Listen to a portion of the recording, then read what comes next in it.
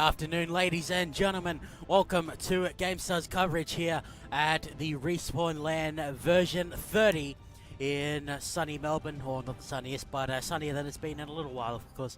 My name is Coldblood, and we're bringing you Round C here between Knife and Fork Patrol and KoreanBBQ ASAT.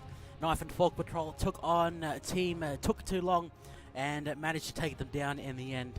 So they did progress on to the Round C here, and the losers round will have the graphics outside suck versus Team Took Too Long. So hopefully we get to catch that game, and hopefully the lag gets sorted out, because the quality of service was fluctuating a little bit, but I think we're all good now. So we'll go ahead and jump straight into the Champion Select, where of course we black out the summoners just so the players can't ghost the stream.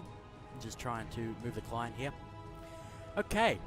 So we have KoreanBBQ over on the left and Knife and Fork Patrol over on the right.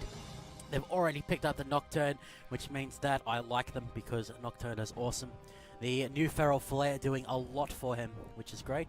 We have already the Shyvana and the Renekton locked in, so we know what's going on at the top. And if it's Lee Sin's locked in, we know who are heading into the jungle. So it's the mid and the bottom laners, which will be up for grabs here. Kha'Zix's locked in the end. It could go mid, it could go jungle. It's been very popular in the jungle lately in the LCS. They level up the camouflage first, gets it that third point. It lasts an extra second, the stealth. 50% damage reduction as well.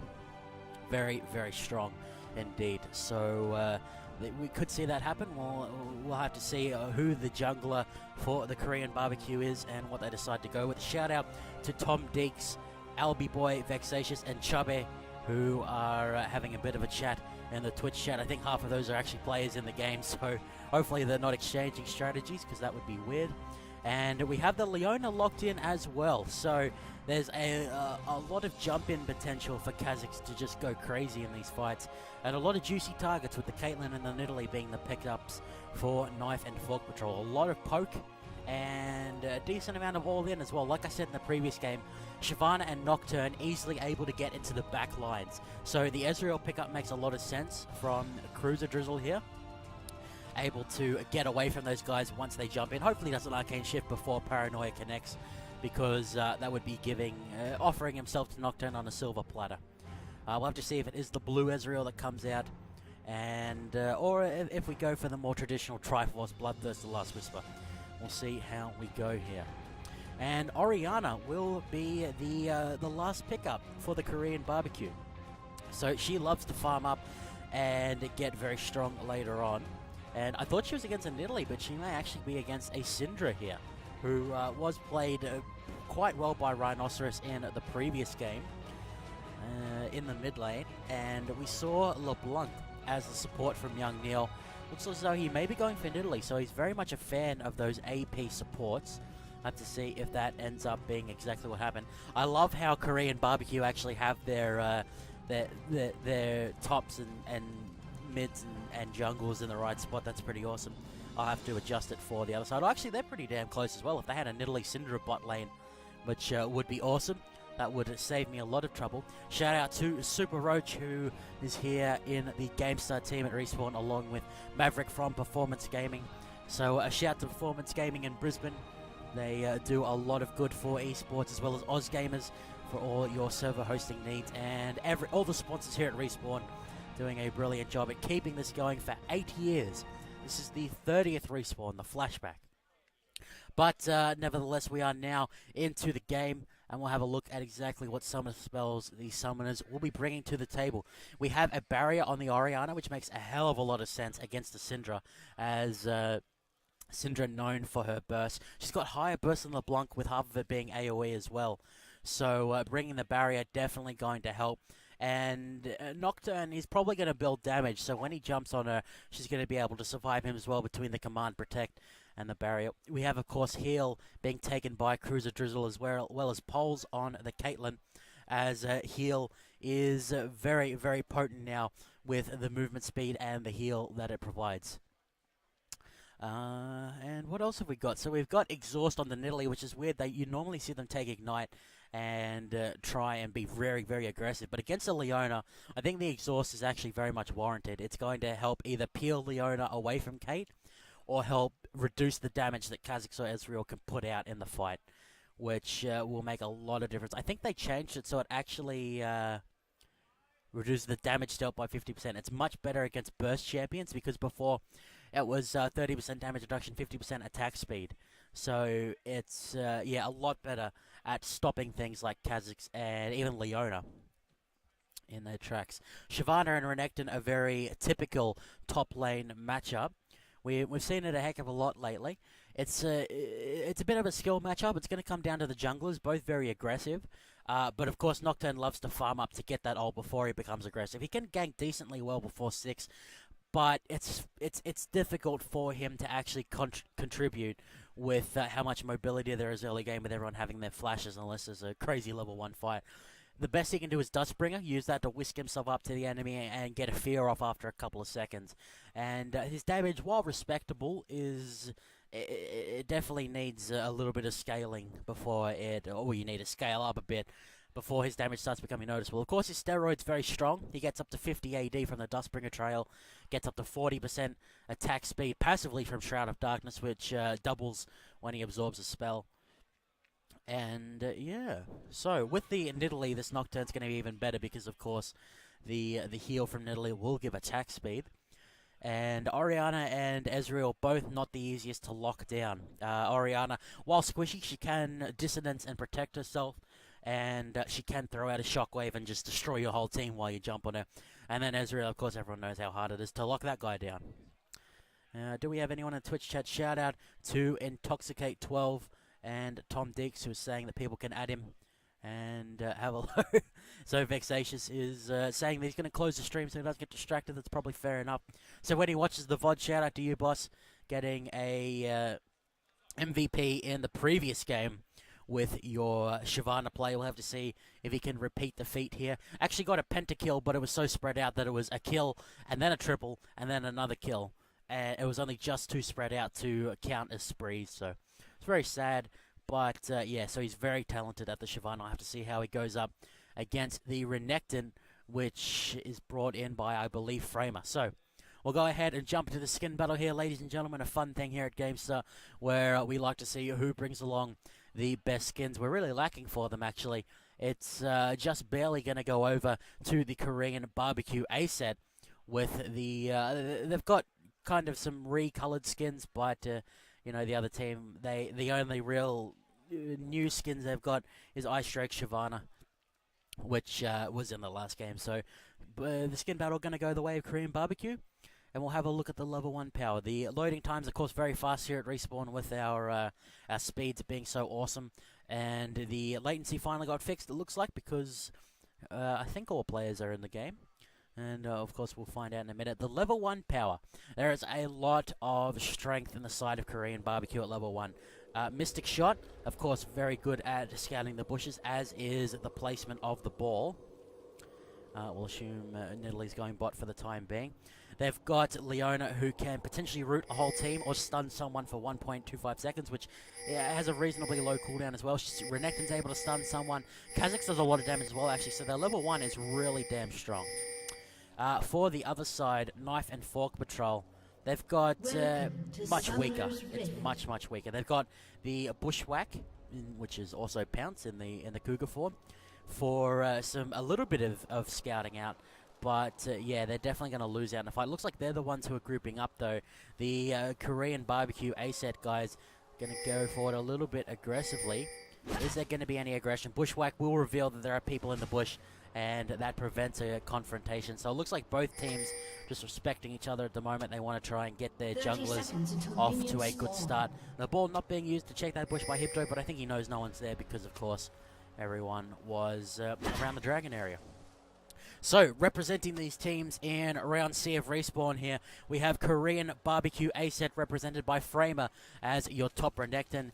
Danish Bunny is the Kha'Zix in the jungle, looking like anything but a bunny.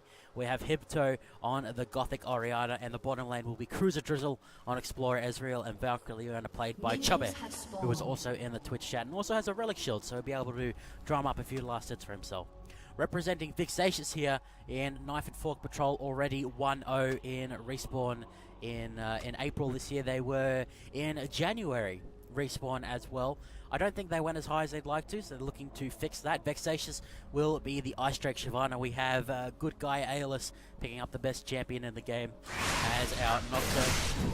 At the bottom lane we have Poles on the Kate, and he's joined by Young Neil on our Spell Thief's Edge Nyan Cat, and Rhinoceros will be our Syndra in the mid against Orianna. So both of these champs can farm in an AoE quite effectively. Orianna likes to farm easy in Syndra. Syndra is a little bit low range, but much more on-demand damage. Orianna is all about the skill shots, the placement of the ball, and the area immediately around the ball. So both junglers are going to be taking down the Wolves, as Kha'Zix is closer to the blue buff that he needs to pick up, which will not be far away here. Nocturne are going to be going for his own red. The clear speeds of both of these champions quite high. Kha'Zix is stronger one on. Actually, we're just going to jump back 15 seconds here, ladies and gents, and find out exactly what happens, because I do not want to miss any action. So Framer going to be fighting before level 2. It's very bold, and actually Vexatious is going to try and punish him for that mistake. Framer does have the bonus from Fury there, which will heal him a lot from Cull the Meek. The Fireball goes out, but it's not enough, and both of them fall very, very low. Both have Doran's Blade as well, so if they want to sustain, they're forced up to the minion wave. Of course, Renekton has inbuilt sustain with Cull the Meek, and would not be surprised if both of these junglers are packing, top laners, are packing the Perseverance Mastery in the defensive tree, which gives them a % of their missing health per second. But Renekton is going to bow out of the fight, go back to the base, pick up some consumables for himself. Shyvana's going to stay around in the lane, so she's going to be a lot better off picking up XP and gold that the Rocket Croc going to be missing out on. As Aeolus going to continue to farm in the jungle. Both the junglers are neck and neck with, well, actually they're mirroring each other at the moment. They have different roles in fights. Nocturne's more of a initiator, bruiser, anti-carry, whereas Kha'Zix just murders everything by abusing mobility and sneakiness. There's nothing sneaky about Nocturne blinding everyone and jumping straight through them all. As, actually, it's not Danish Buddy, it's, let's find out what his name is. Dan Shi Bunny. I guess that's an anime reference of some sort. It can be Danish Buddy, that's easier to remember. Or Dan Shi. I'm not sure what that reference was. If anyone in the Twitch chat knows what Dan Shi is, they're welcome to tell me, as Nocturne going to be coming in from behind here. Leona going to get the stun onto Nocturne. I don't think there's a lot that the red team can do here. They do force a flash out of Leona just so she's nice and healthy. Of course, Relic Shield does heal her whenever she last hits with a charge up, so she'll be able to sustain that health back up quickly, particularly with the health pots going. So nice gank by Aeolus, forces out the Chubby Flash, but he'll be nice and healthy for an engage later on. We have Kha'Zix coming in to Rhinoceros in the mid lane here. The slow from Void Spike will land, but they get knocked back by Scatter the Weak, I believe it's called. Oh, so we've got Scatter the Weak on Syndra and Cull the Meek on Renekton. So there you go, a lot of death, I guess, is the best way to say that. Okay, so, yeah, sorry, Blue XD, you're not going to be able to spectate it publicly. You have to watch on Twitch, because it's just something that happens at the LAN here.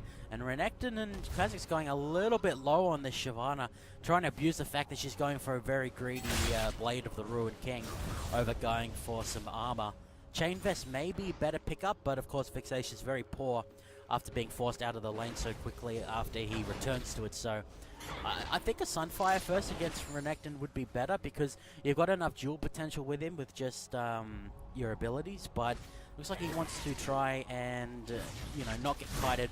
Oh, actually, I guess against an Ezreal Orianna Balk is definitely warranted. So down at the bottom lane here, we have the CS is neck and neck. Both these ARDK who's doing well, but the poke from Caitlyn and Italy is just very difficult to deal with. Leona and Ezreal, they've got a bit of poke, they've got a lot of all-in, but Leona, there's not a lot she can do in this situation. In the mid lane, we have Dissonance being used by Hibdo. Barely gets away from Nocturne, who was zooming along on the Dustbringer trail.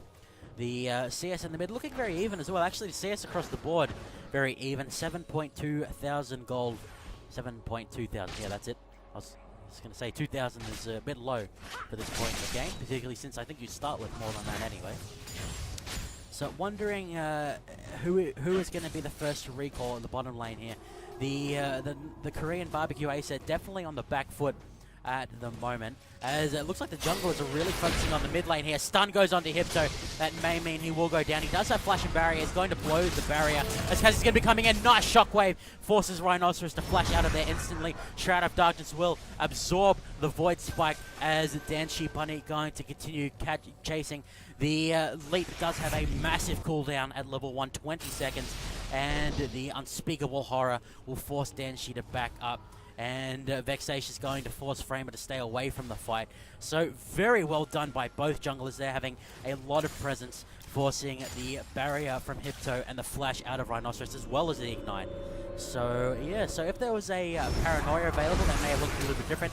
Danshi Bunny going to force Aeolus's flash as well, but now he's in the middle of nowhere. He did flash to engage that. He will get hit by the Dustbringer, so Shyvana's going to know exactly where he goes, but I think she realizes that without a high-level burnout, it's just a too high cooldown to try and take on the Kazakhs. Not to mention Kazakhs is a very strong dueler with the isolation damage on Taste of Their Fear, which he is, of course, leveling. So it looks like everyone at the bottom lane was forced to go home, apart from Chubby, who will use a couple of charges on his Relic Shield before he heads on back. We have Phage picked up by Cruiser Drizzle, going to give him some nice in-combat stats to rush that Triforce, and it means he can get away from Nidalee a little bit easier. We have a BF Sword picked up by Kate, and we have just the Sightstone and some more consumables picked up by Nidalee. So they're playing it very safe, which is smart. They do not want a Kha'Zix to snowball ahead. And playing safe like this, she could go for Frostfang and like a Doran's Ring, but she went for the Sightstone, which means that they're always going to have vision up of where Kha'Zix comes. And, I mean, 2-second stealth on Void Assault is nice, but he's not going to be able to bypass wards with that. As Matty280989 is going to be pointing out that the chase is pretty awesome.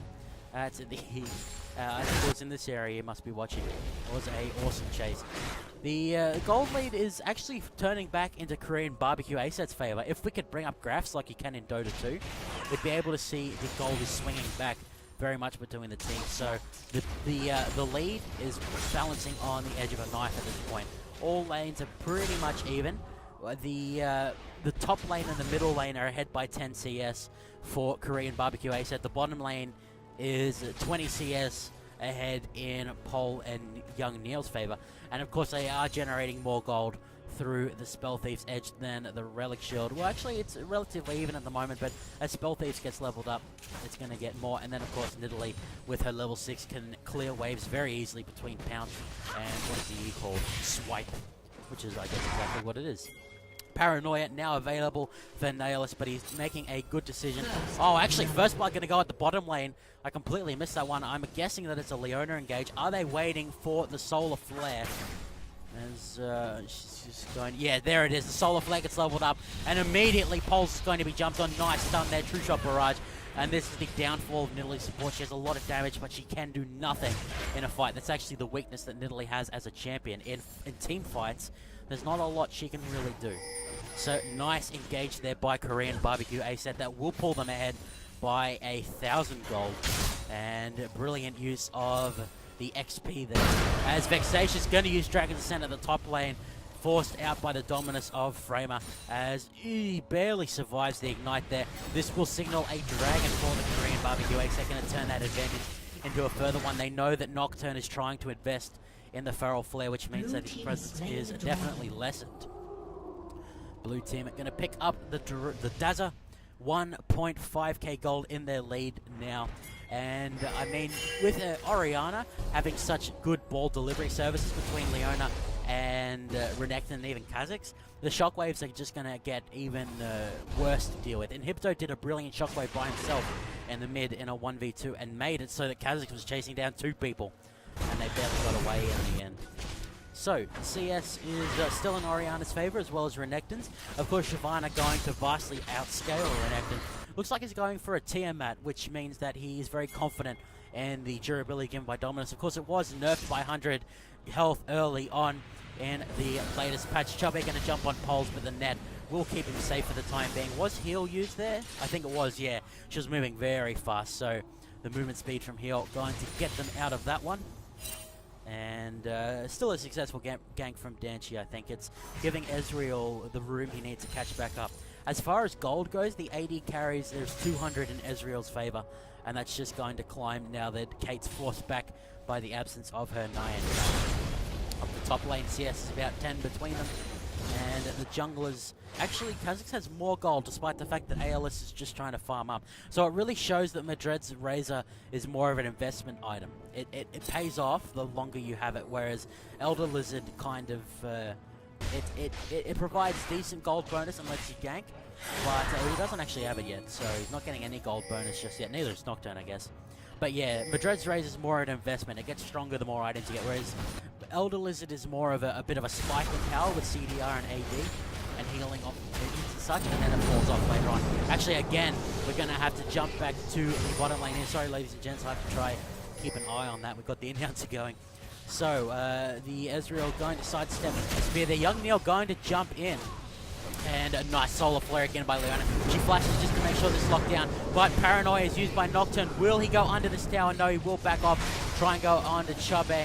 But, well, Leona quite tanky at this point. Has a lot of health.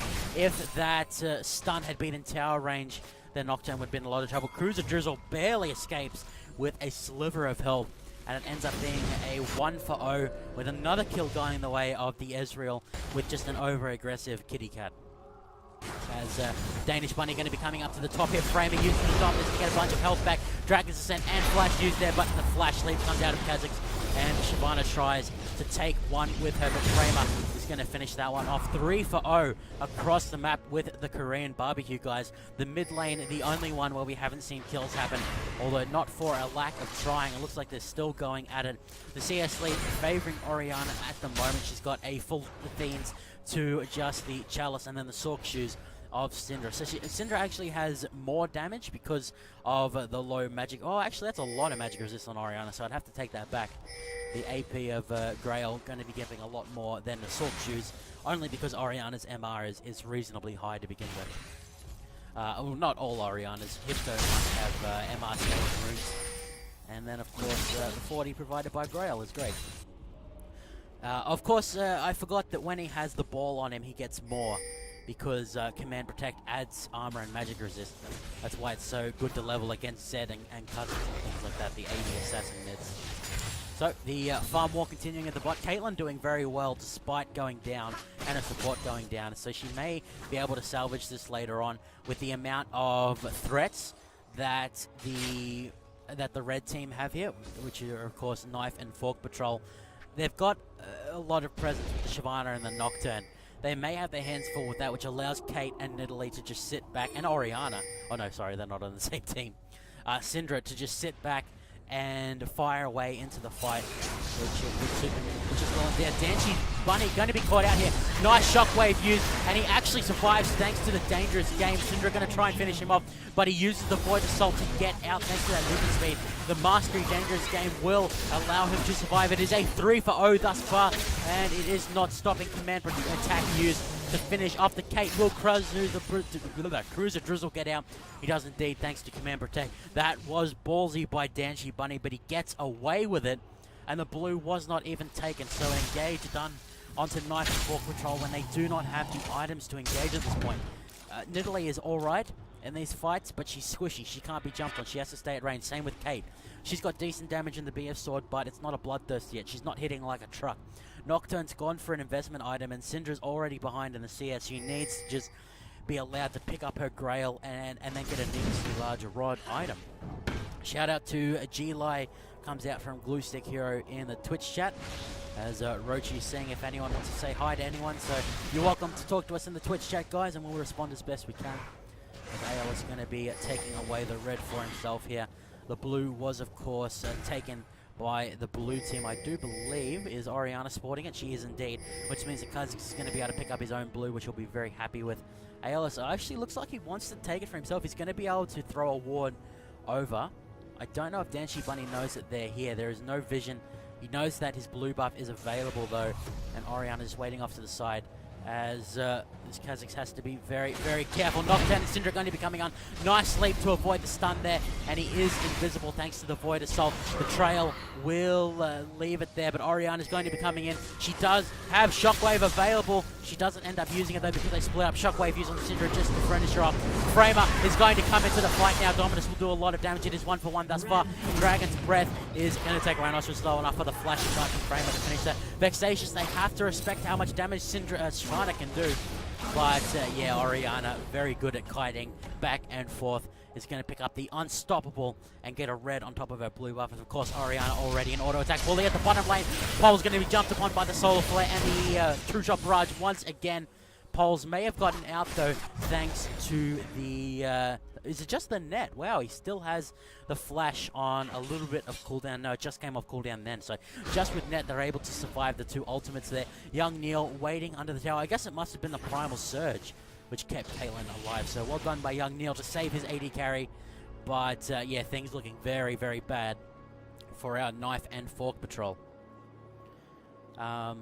Yeah, so well done by... I'm glad I managed to catch that. The Chubby ultimate coming down. And these bot lane, they've got it down pat, the ultimate stacking. And of course, True Shot Barrage, the damage that it does goes down quite quickly as it hits targets. But if you manage to hit them on the first one, how much is that? That's 430 damage, give or take. 440 maybe. Without it taking less damage for the units they travel through. So that's a massive burst. And then, of course, you've got to factor in the Sunlight proc, which is 80. Solar Flare does a decent bit itself, 150. And then Leona's jumping on you with a combo. Massive, massive damage. So by Pulse to be able to get out of there with just the heal and the middle heal, it's very, very efficient. Particularly since the tier 1 will be going down by KoreanBBQ ASET. The first structural casualty of the match, as Ale is continuing to try and farm up. He's doing quite well, and looks like he will be going for Warden's Mail to try and shut down all the AD here. And even Oriana, she likes to auto attack, so Randuin's can be decent against her as well. It's also a good disengage, actually, Randuin's, because if Chubby gets the jump on the team, which with the way he's playing, it looks like he will, Randuin's can slow the front line and stop them getting to the Syndra and stuff. Paranoia going to be used by Hitler. Nice ace in the hole, but Barrier will be enough to survive that one. Oriana used both of her summoner spells. Command Protect will be enough. Solar Flare doesn't actually hit anything, so the Caster's Kiss of Death used on Chubby there. It is super effective because it makes him miss his very next ultimate. As our, is it a Triforce Ezreal? It is indeed. Done very well to farm that one up. Caitlyn is doing well herself, though. She's sitting on 600, so she only needs another 200 gold to get the Bloodthirster. Vexatious headed down, left Framer up in this top lane, which he's happily pushing, which is another tier 1 down. Drizzle taking a lot of damage from the Syndra and the Nidalee together. A lot of long-range damage coming out from these teams, particularly when you factor in the fact that Syndra can throw down a ball and scatter it into the enemy team, which does a decent stun.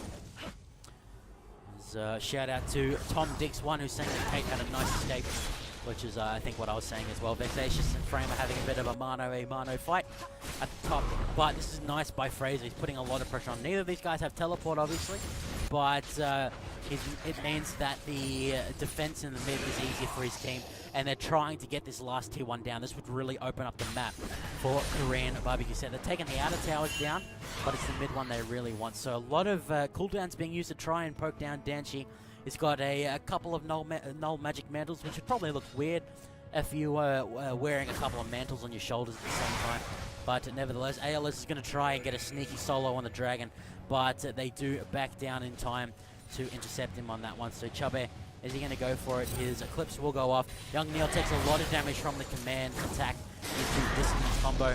Danchi Bunny going to do a lot of isolated damage to Dragon because poor Dragon has no friends. As Pole, again, this command attack combo out of Oriana should not be doing this much at 19. She really needs a death cap before she starts getting big damage, but because the other team is so far behind in experience, a lot of their health goes down with their lack of HP and MR. Oh, Young Neil, he's got to get out. True Shot Barrage goes off. Nice flash. Will get him out of there. He actually flashes into the little space between the towers, which isn't the safest of moves, but it worked out for him there. as Solar Flare will be used on Kate. The net will help her escape. Nice stun used by Syndra, and the pulled over Peacemaker finishes off Kaz before Vital Soul can be used. Shockwave will finish them off though, and it pulls in Syndra as well. Nice snipe there by both teams, 1 for 1 with all said and done. Young Neil did eventually escape though, so it's okay there. The mano-a-mano fight in the top is still continuing. Dominus is available, and it is providing the same health it did before the nerf. And Dominus gives more now at the highest level. Dragon's Ascent used to drag Fraser into the tower for a hit, as well as get Vexations out of there. Using the Bork, and I don't think Fraser was expecting that, but it will be enough for him to pick up the kill. Ignite will take him to 20 health, but because of his Spectre's Cowl, he will regen enough to get up here. But young Neil, he is on the hunt for blood. Will Renekton give her any? No, he will not. He manages to dice out of the way, or slice rather. He needs to slice first before he can dice. And a nice escape. They're saying things in the chat. Hopefully they're user-friendly. As, yeah, good dash, says Vexation. So good guy Greg's on both teams here, being nice and sportsmanlike to each other, which is always good to see. Nice try by Young Neil there. He is trying to make plays where he sees them, but KoreanBBQ taking a massive lead at this early part of the game as Framer. I was saying Fraser, but it actually is Framer. So I'll try and remember that one. Maybe his real name's Fraser and I'm okay. As Rhinoceros has the level 2 in the Unleashed Power now. So that is just going to hit all the more harder. And of course it does get more range at level 3, thanks to her Transcendent Power. So she will be a little bit safer. This is the kind of the old school Kha'Zix going for the assassination potential. Actually, no, it does have active camouflage. Evolved time of liar. Just his claws are massive even when he hasn't evolved them. It can be hard to tell if you just look at him. Like, you can tell when he's got the flying or the active camouflage, but the other two are a little bit hard. Nice stun under poles. That will be him going down. I think he flashed and it was not enough still, as Unleashed Power did get used there. And this is a purely KoreanBBQ's game at the moment. They are dictating when and what happens. Nice stun onto Hypto, but they don't have the follow-up for it. Actually puts Rhinoceros in a bit of trouble, but Paranoia and the Shyvana auto attacks will be enough to take down the Kha'Zix. Aeolus is not able to flash out. Will the Ignite be countered by the shields of Hypto? Dangerous game just barely doesn't keep him alive. And it ends up being a 2 for 3. Or 2 for 4 because Pulse did go down, but only being level 10 is able to respawn. Potentially in time to save this tower. The minions are definitely running out. Leona's tanking it. Can Pulse do anything to stop this? Get away from my tower, she says, but it is not enough. And now will be forced back. And actually, is he going to survive here? The, what is that? The Shield of the Mountain used onto Ezreal by Leona. Framer going to take the top lane all by himself in a 4 for 5. He is the tanky member of his team, and he did not need to be with them because they have that the Void Assault active. They've got Leona and Orianna for peel protection, and then Orianna just half-heals people with her ultimate anyway. So brilliantly done by KoreanBBQ thus far. But Knife and Fork Patrol doing some fantastic work to try and stay in the game.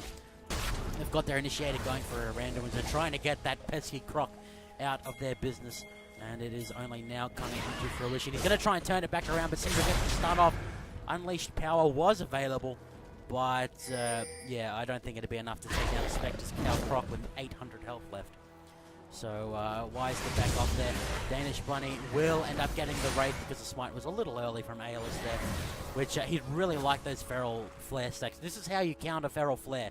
You put pressure on the enemy jungle, you stop them farming, you force them to have landing presence. If they just ignore their team and just try and farm up their Feral Flare, you take these 2 towers, you take this tower, you take this tower, you take this inhibitor, and they come out at 20 minutes with their nice items, you kill them because they have no base left. As Zenith Blade will miss there from the Leona. Yes, thank you, Catamaran. Saying Face of the Mountain, because indeed it should be picked up a lot more, I think, Face of the Mountain. The health on it did get buffed, and they did give CDR, although I think that was a different update. I really like the way that it heals the person who has it now when they proc one of those things. Young Neil forced out there, does have a tier for himself, so he's kind of a support, he's kind of warding.